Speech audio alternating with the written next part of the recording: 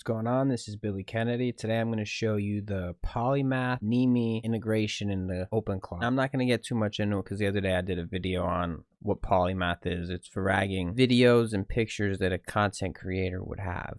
This would be your static posts ragged, so you could easily pull them. Say you might not remember where you stored them, or a reel that you made, you might want that easily accessible. Now with OpenClaw, there's like commands. I kind of forget what they were. It's like I think visual underscore skill behaves a little bit differently than Polymath with this plugin, so I have to figure that out. But this is all open source. You could download this, add it to your OpenClaw setup, and it opens up a file explorer for you and highlights the image, but it's not showing in OBS for some reason. That could be something to do with how my OBS is hiding parts of my computer. I think it does do that. Moving on with our demonstration. So now I'm gonna have it find a video. Settings, click on stream. One thing I'm noticing about the OpenClaw integration is it runs a little bit slower than Polymath naturally does, and I think that has to do with all the context. This OpenClaw runs off like a RAG setup for the memory, or passes old memory back through it, so it's passing a lot of context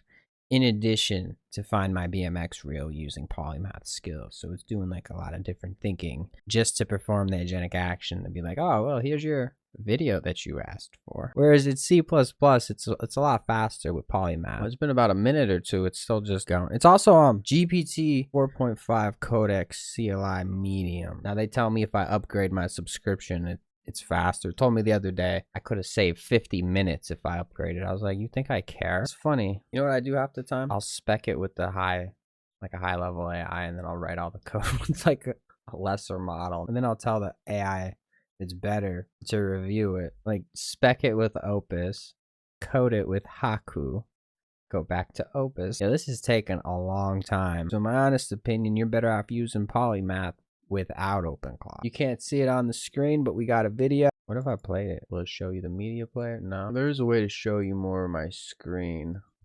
I think it's the way my source is set up, where it's only showing you what's in the browser. It's not the actual screen.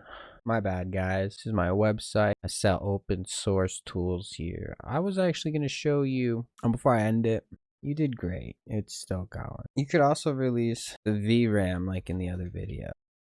I can't type today.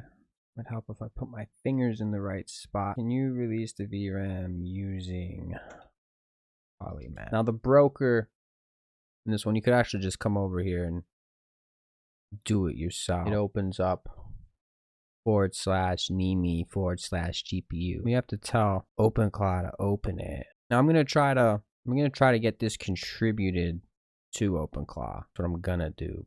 But I have to figure out how to make it more congruent with OpenClaw, because Polymath shows you your image, which OpenClaw will too.